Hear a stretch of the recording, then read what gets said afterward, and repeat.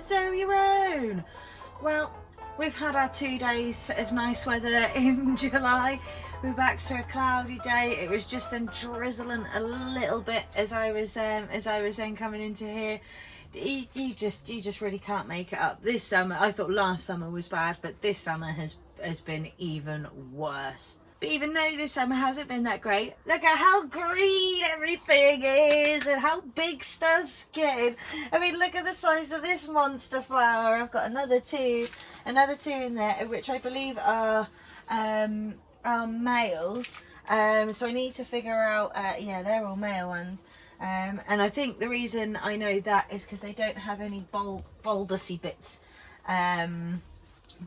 behind them. So I think I need to pollinate at some point, but I'm not really sure how and when to do that. So I need to do a little bit of research into that.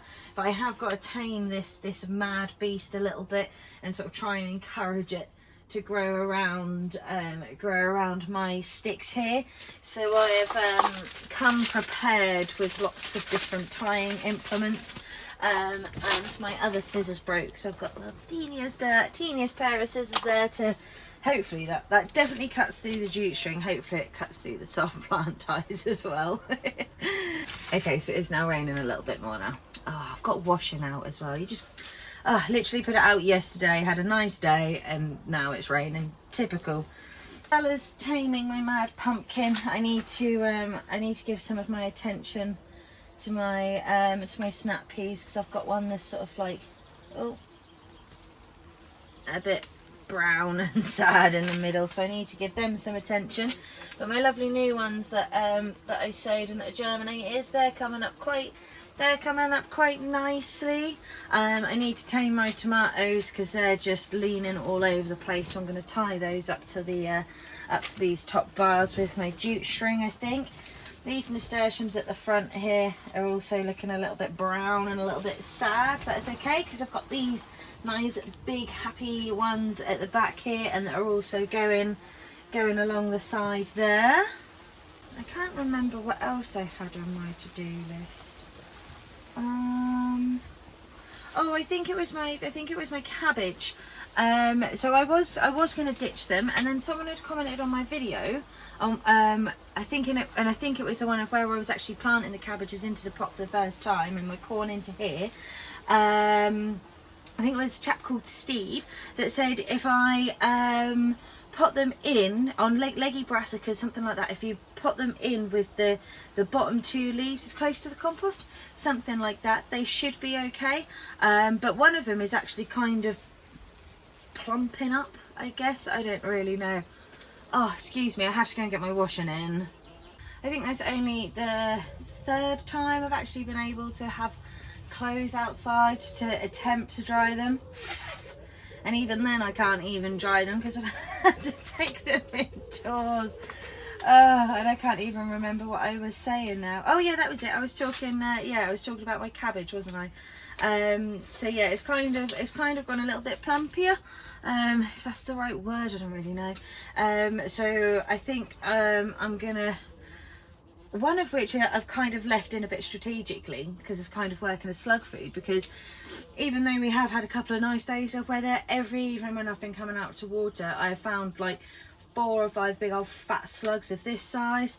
I've been getting them on my slug slinger and slinging them in the conifers. I don't know if it's them that are then coming back in, honestly, nightmare. So yeah, I've kind of left with that one in there as slug food, I guess. But as a result of that, they haven't touched 2 of the other ones. So I think I might attempt to keep 2 of them to actually grow, and then the other one I might just stick in a different pot to see if it can work as slug food. It's one of those occasions where I don't really know where to start. Maybe a bit of scratching my little head will help. I think I'm going to start down here, but before I start down here, there is something really, really exciting I want to show you. I feel like it needs its own theme tune. I mean, oh, look at that guy. And if I put my hand, like my hand is right next to it. Yeah, So I've got a nice cucumber coming in, and there's another cheeky little one up there. There's one I think behind it or whatever. There's yeah, there's one in there as well. There's one in here, and there is another good size one coming on. Oh, there's another good size one coming on up there. Where is the other one? Oh yeah, and the other one is up here as well. Oh, I think this is powdery mildew. As the subject matter of this video is tidying and cleaning things up a little bit, I'm going to use my lovely new to me secateurs. They are probably they must be older than me, but my granddad gave these to me a couple of weeks ago because I broke mine. They were very cheap whilst I was trying to break up bits of my rose bush to put in the brown bin. So I'm going to be taking off the the dying eaten leaves off of things with my lovely secateurs from granddad. I'm going to start from left to right. That seems sort of almost like the obvious way to go. And I'm going to start by nipping off some of these icky leaves off of my tomatoes. Oh, and a couple of flowers that have gone a bit icky as well. Oh, that's a shame. But I do have some I do have some good sized tomatoes on here, and I do have quite a few as well. I don't know if you can hear that in the background. Oh no, he's carried on again now. But if you can hear the drumming in the background, that's just Billy. He's rehearsing for a gig with one of our musician friends called Adam Brukas.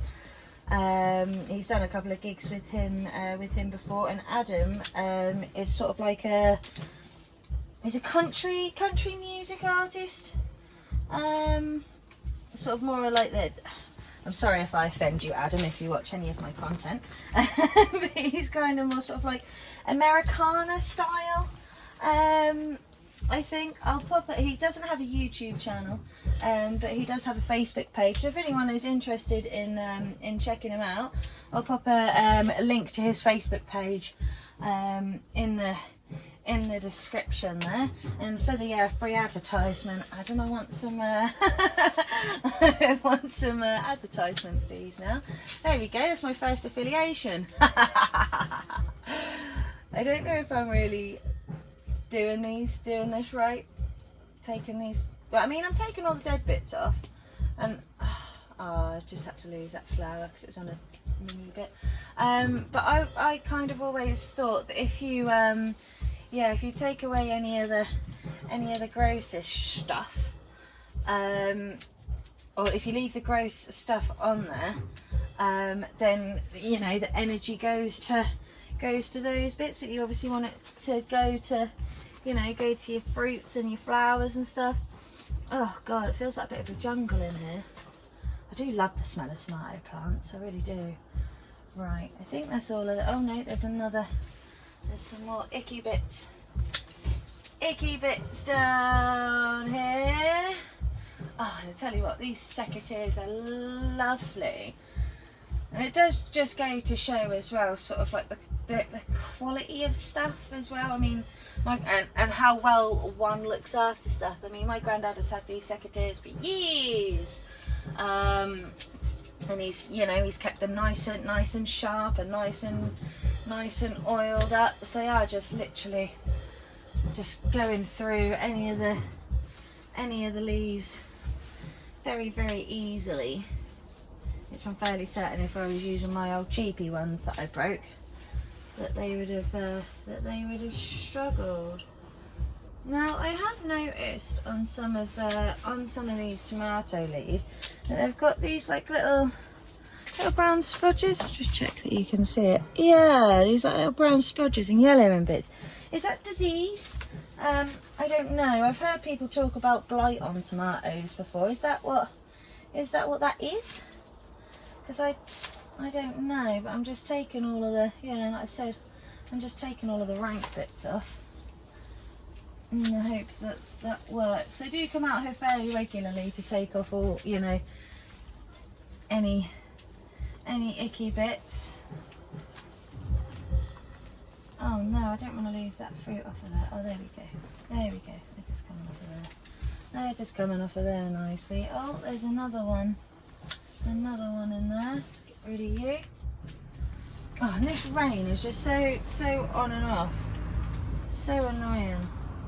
It's been very challenging. Anyone else that's, you know, if there's anyone that's watching that's been, that does actually do gardening and stuff like that, especially like vegetables, yeah, if you can, that one was really sticky. Why is that? If you've got any tips as to how to work around the challenging weather and things, then I'll be very, very grateful for them. And I don't think I've said this for a while actually, but if there's also anything that you think I'm doing wrong that would make my life easier, oh, please hit me up. I won't be offended, because I don't really know what I'm doing.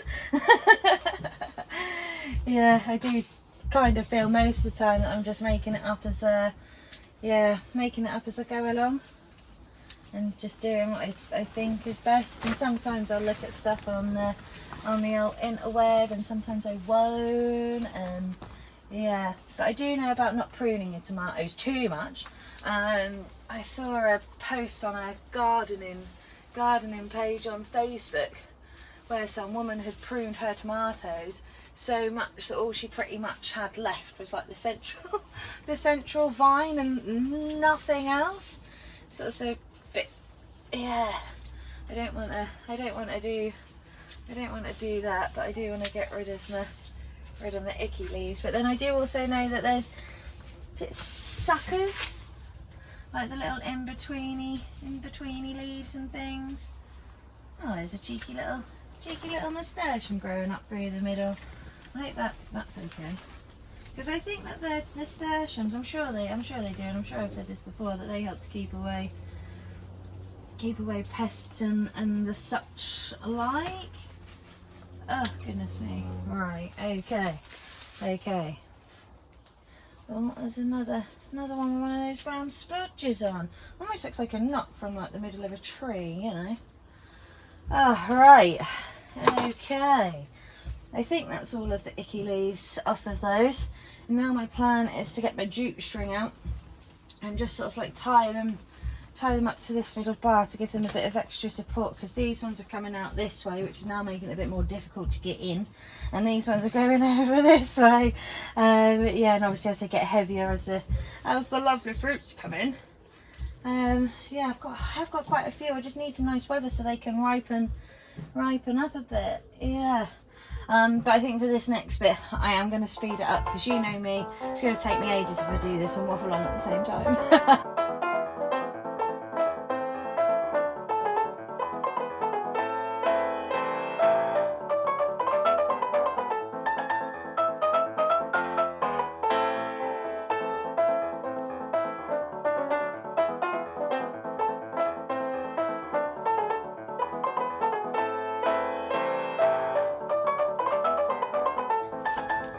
Right, well that's the tomatoes tamed for now. I don't really know whether that'll work and whether I've done the right thing. Only time will tell.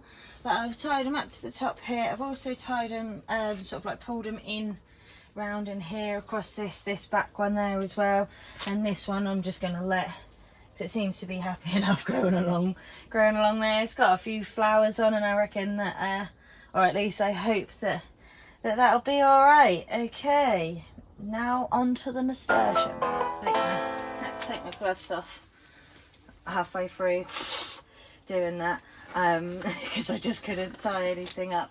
But I do suffer occasionally with dermatitis on my hand, especially when I'm playing around with plants and compost. So I do have to be a little bit cautious, hence why I always wear gloves. And when my hands are particularly bad, I have to wear I have to use special hand cream and wear moisturising gloves underneath these gloves to keep all the moisture in, because if not they just look all scabby and dry and horrible and gross.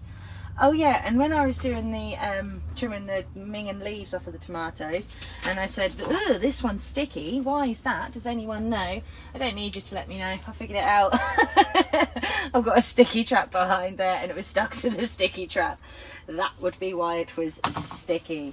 I don't think there's much in the way of salvageable, especially on this side of the nasturtiums. I am going to fast forward this bit as well, so I'm literally just going to cut it down from the top and then just take it out basically.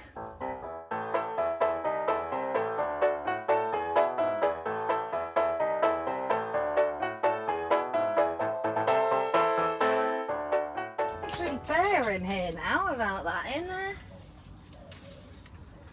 Yeah. And I took, oh, there's a parsnip, babe.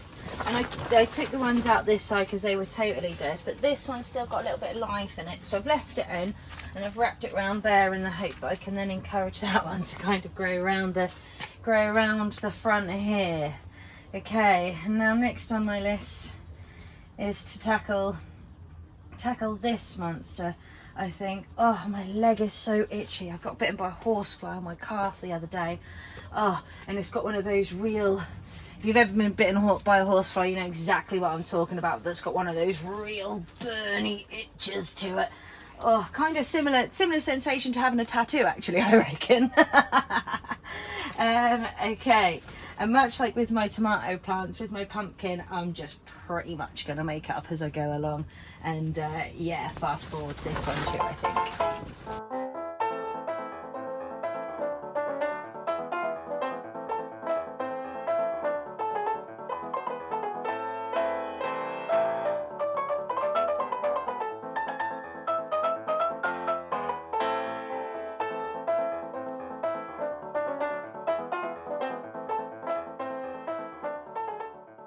Well, and I think I've tamed this monster. So what I've tried to do is I've got some of this soft Tide stuff, plant wrap stuff, and wrapped it around my sticks to sort of try and encourage it to go up in the middle, and then any other tendrils to like cling onto this and cling onto this. So hopefully that works. I'm not too sure, but I mean, by the fact that it's, you know, it's got good foliage on it and it's flowering plenty, so I think that means it's happy. Okay, so confession time. This episode started out with 38 minutes, and despite all of my efforts to try and really pull it back, there wasn't anything that I could, you know, sort of really cut out enough that I didn't want to use. Selfish of me, I guess. So what I've decided to do instead is split this video into two parts. It's taken an extra day to get out as well, because I tried so hard to cut it right back, but I just really struggled and really couldn't do it. So this is part one, to clean and tidy and everything up in the OG, and then part two will be out very shortly. So I do apologize for the delay, and I do apologize for me I just can't help but waffle on. I just have so much to say. Some might even think that I like the sound of my own voice. That I don't think is necessarily true.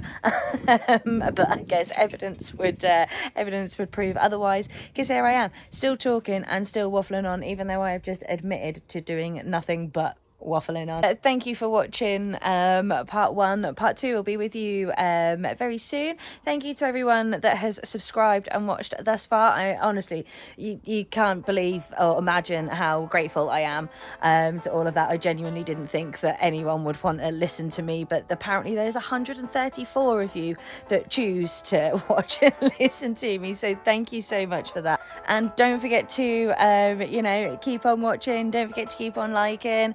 And yeah, those of you that haven't subscribed, please do. I'll see you in part two. Laters, daters.